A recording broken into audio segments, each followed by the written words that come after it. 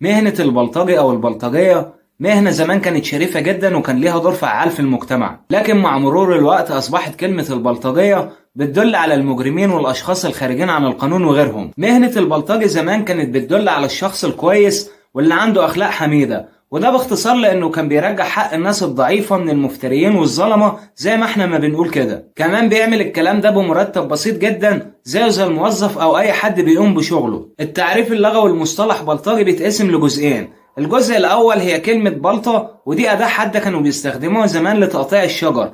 وتاني جزء من المصطلح هي كلمة جي، ودي أداة نسب تركية. يعني من الآخر علشان محدش يتوه، مهنة البلطجي هو الشخص اللي بيقوم بتقطيع الشجر في الغابات والطرق العمومية أو أي مكان يعني فيه شجر. زمان بقى البلطجي ده كان بيخرج مع الجيوش علشان يقطع الشجر اللي بيقابلهم في الطريق، وكان بيعمل كده علشان يسهل عليهم حركة المرور وإن هم يتحركوا براحتهم بدون أي صعوبات.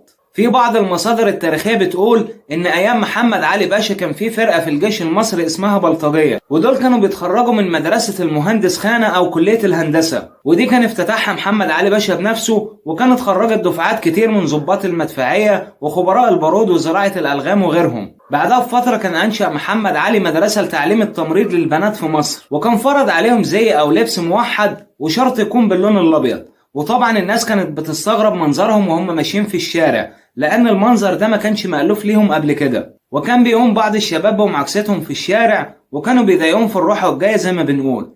المهم يعني ان البنات ديت قعدت في بيوتها وقالوا احنا مش هنروح المدرسة ومش عايزين نتعلم التمريض ده من اساسه. وطبعا الاخبار ديت كانت وصلت لمحمد علي باشا، وساعتها قرر ان هو يحمي البنات دي من التحرش والمعاكسات اللي بيتعرضوا لها في الشارع. وقتها قرر تعيين فرد لحماية كل بنت، وكان اختار فرقة البلطجية من الجيش المصري. وبعد ما عمل الكلام ده كله كانت البنات اطمنت وكانت رجعت مدارسها زي الأول، والأمن بقى موجود في الشارع وفي كل مكان. آخر حاجة نذكرها النهاردة إن في مقالة تاريخية بتقول إن كان في فرقة من فرق الجيش العثماني كانت قامت بالتمرد خلال الفترة دي، وقاموا بنشر الفوضى في جميع أنحاء مصر، وكانوا بيستخدموا الفؤوس أو اللي هي يعني البلطة. وبعد انتهاء الحملات دي ما كانتش الجنود لقيت أي حاجة تعملها، ساعتها بس قرروا إن هم لازم يقفوا على ناصية كل شارع علشان يحموا الناس الضعيفة. ومن هنا كانت الناس سمتهم أو أطلقوا عليهم لفظ البلطجية. ومع طلوع القرن العشرين كانت شهدت مصر بعد المهن السيئة زي تجار المخدرات والخارجين عن القانون واللي كانوا بيفرضوا على الناس إتاوات في الأسواق والطرق العمومية وغيرها. ومن هنا المجتمع كان أطلق عليهم لفظ الفتوات أو البلطجية،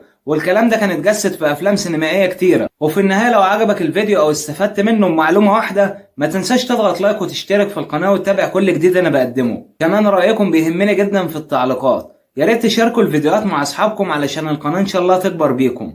سلام.